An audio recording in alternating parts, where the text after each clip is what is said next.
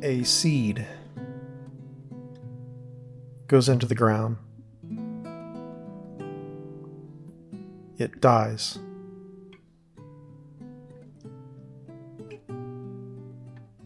Roots go down into the soil, into the rot and the decay of everything that lived before.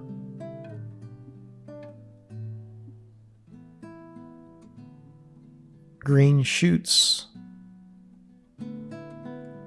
move upward through the soil above, breaking forth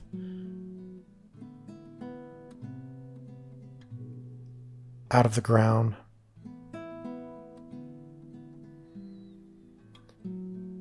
Tiny leaves unfurl, soaking up the sunshine, which is both wave and particle somehow. And the light is now turned into sustenance.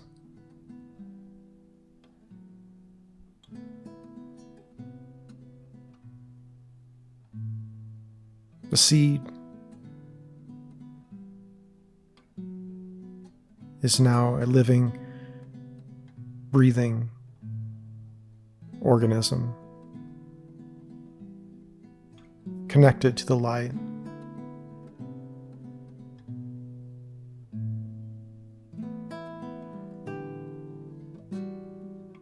Dependent on the light.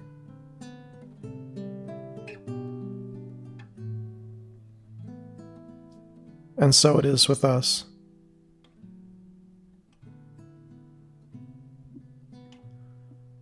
The whole story of death and resurrection contained in the metaphor of a tree.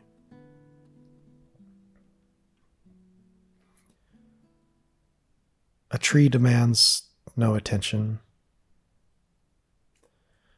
A tree asks for no allegiance.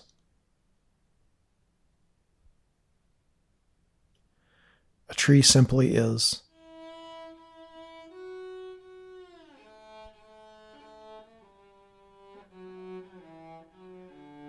There's no arguing with a tree.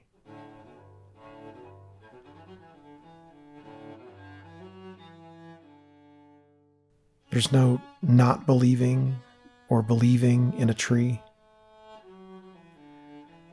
It simply tells a story. And we seem to be story creatures. The greatest efforts of the absolute materialist to dissociate humanity from the story fail.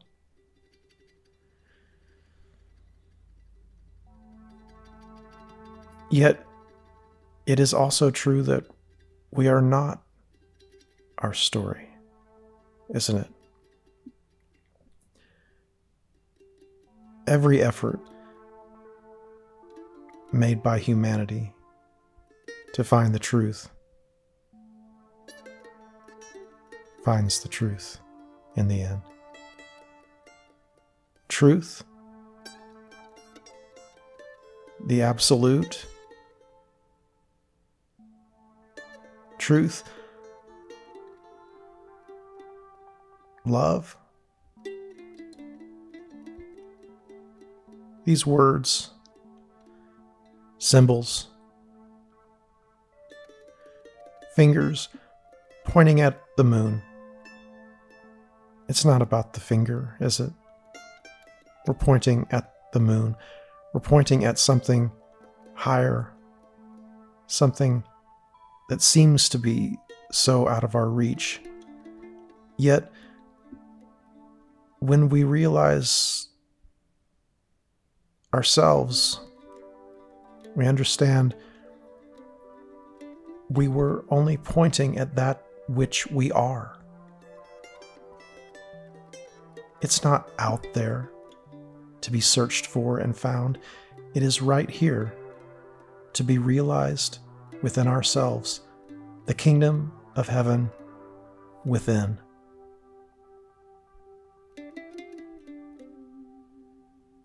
Yet also, when we go out there, when we send probes out there, when we use our instruments to peer into the universe that seems to be out there, we are also discovering that same truth. When we examine the smallest bits of material, when we go down into the quantum level, we find ourselves.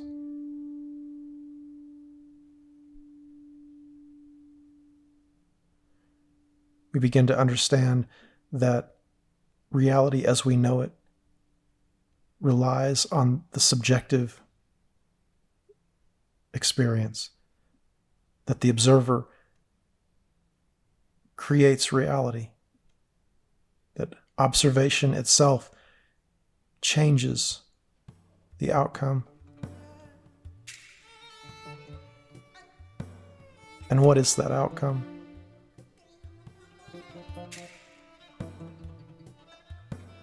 The outcome in this universe is always death and degradation.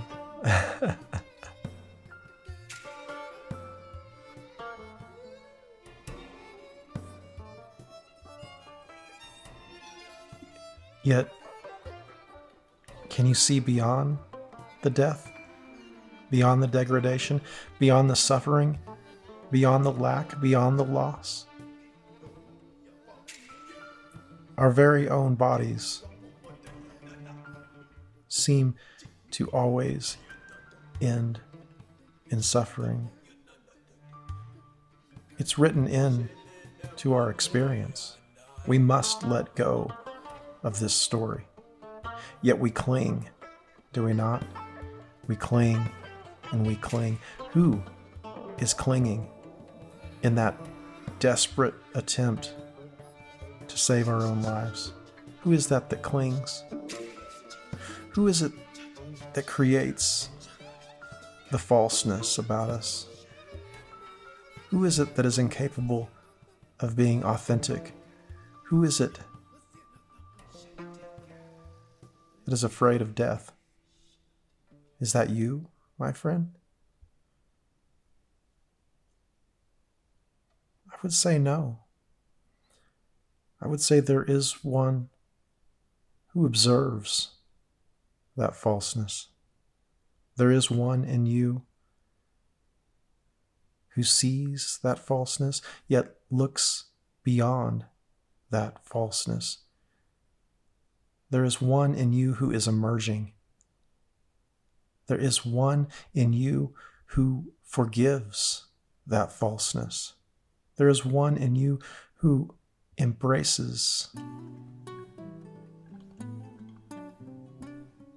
There is one in you who is gentle and nurturing and kind. There is one in you who has room for all of this. There is one in you who forgives.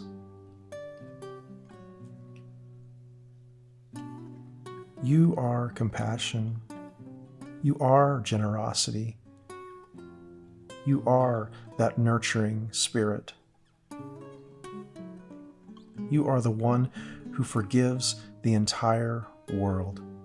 You are the one who embraces the universe as it is and forgives the meaninglessness of all.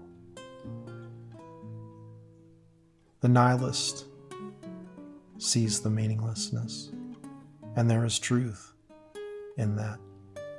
You may hover at the edge of the observable universe.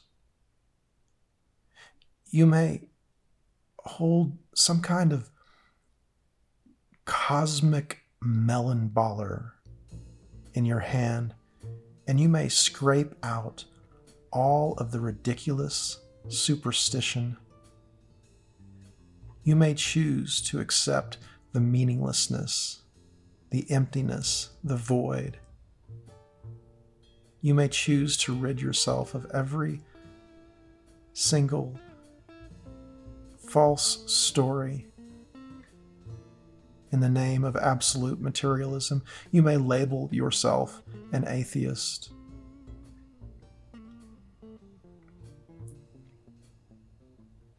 And there is truth to all of that. There is absolute truth in the meaninglessness. Yet, at that place where we have exercised our rational mind to its fullest extent, we see that we are still story creatures. If we believe in the objective scientific viewpoint, which we must now, yes? And so now we see that the story is still alive in us. We see that without the story, we would have never arrived here at this state of consciousness, at this particular level of the evolution of consciousness. And we see ourselves as this absolute, rational, and logical being. And we see that the logic has now become silly.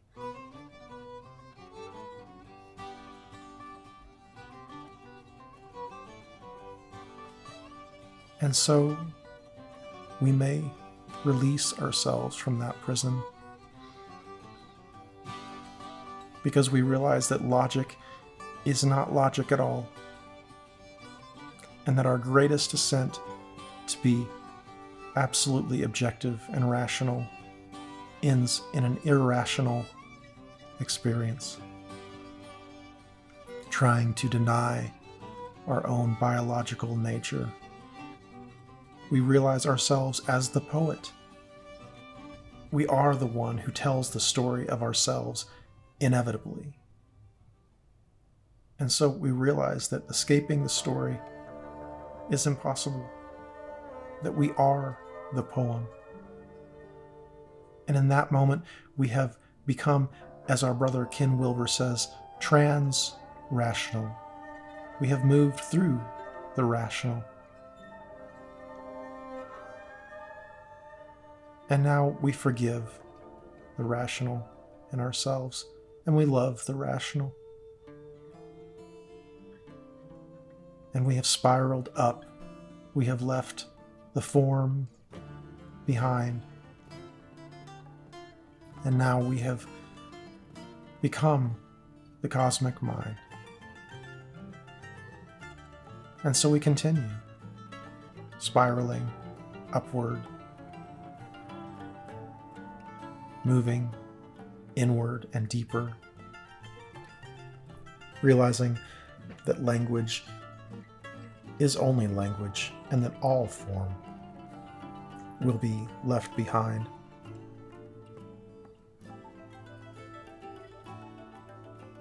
There are no science books or Bibles in the eternal.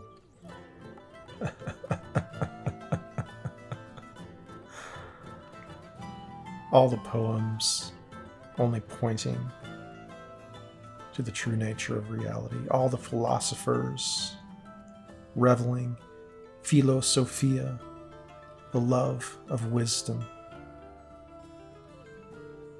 All the scientists reducing matter, trying to understand, looking at the evolution of consciousness that which came from the singularity?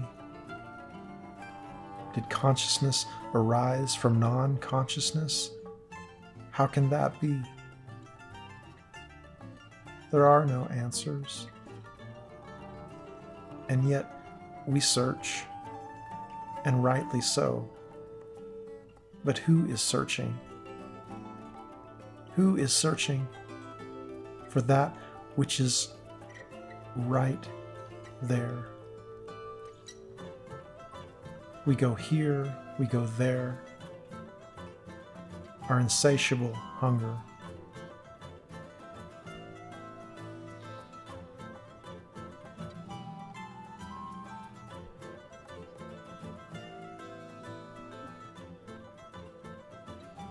And then we take a breath.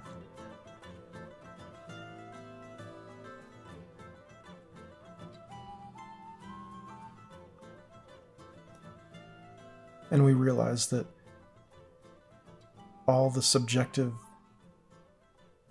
experiences cannot produce the objective observation. And we realize that the observer is in us.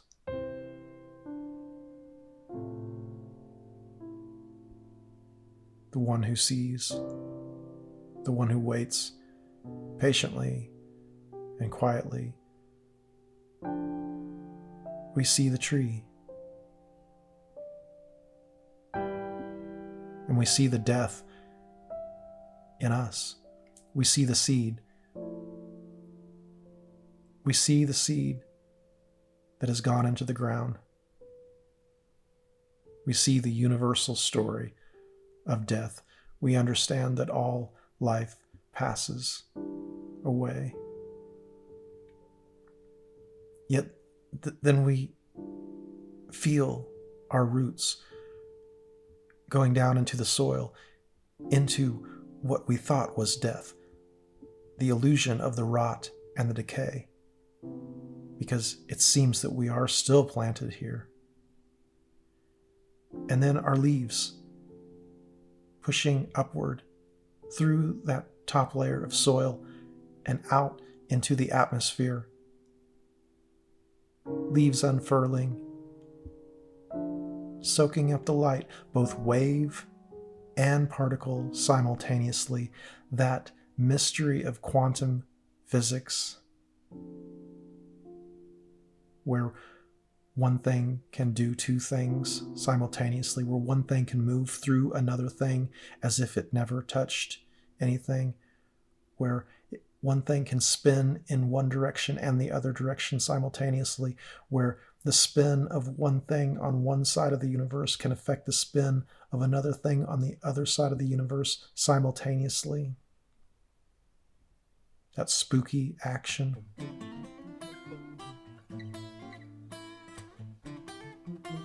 Light, both wave and particle, now turned into our own sustenance.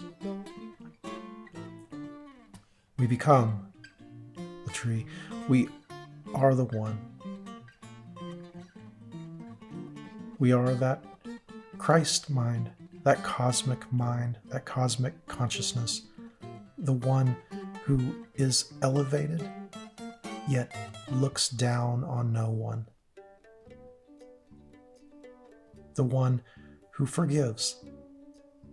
Forgiveness, now we understand the final practice, because forgiveness is what includes all. Forgiveness is the practice through which we engage. Forgiveness is the practice through which we unify. We realize our unity. We realize that we were never separate. We thought that the other was out there.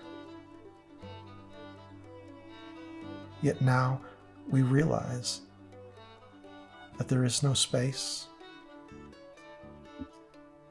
there is no time, and we are one. We realize that we suffered because we thought we were separate. And now we are reconciled. And this reconciliation can only happen once we have died.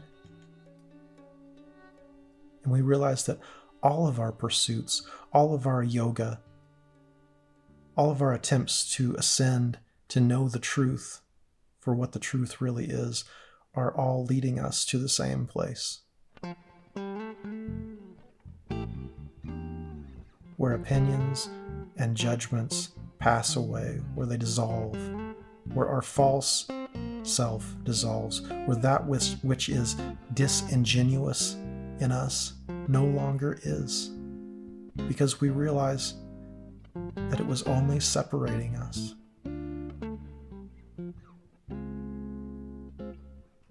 Our leaves now soaking up the light of forgiveness, true strength.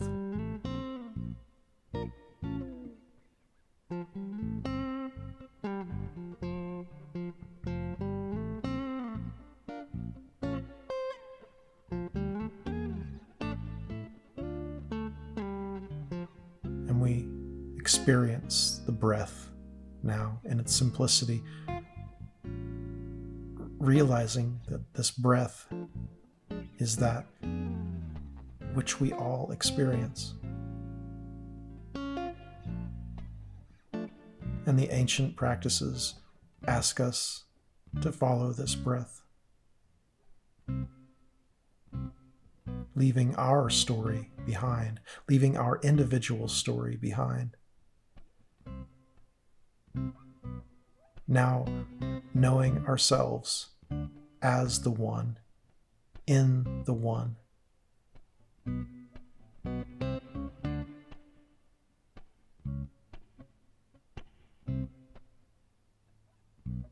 And this is what it means.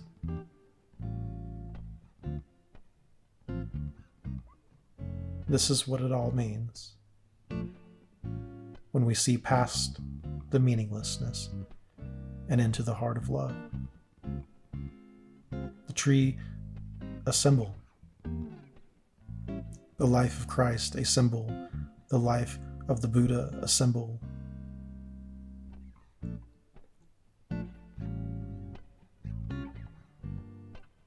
We realize that we were born into a world in which we were forced to play by the rules of a system that asked us to create a false persona. And we realize that we have suffered because of that. And we realize there is something deeper.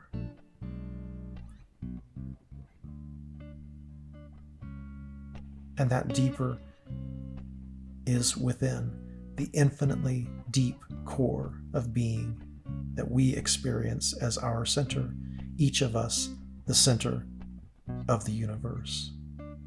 Each of us, he who created this universe of suffering, and each of us, he who forgives that universe of suffering.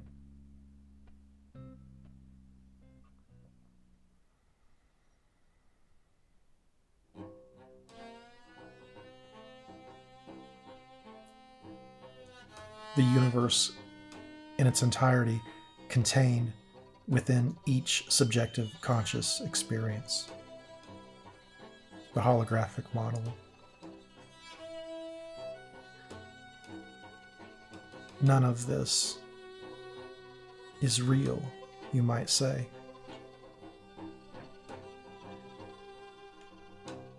Starting with us.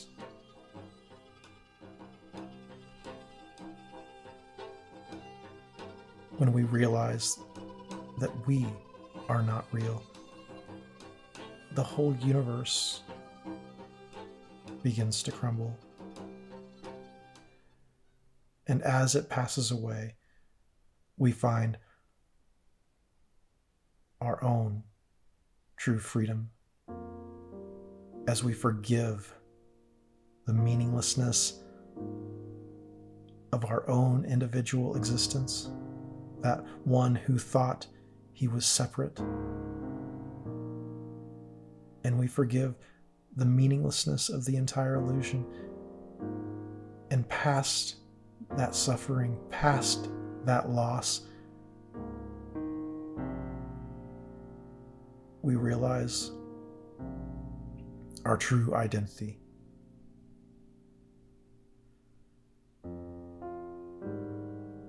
We are love.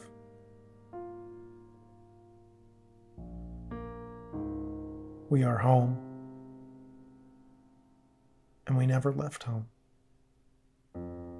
Here we are.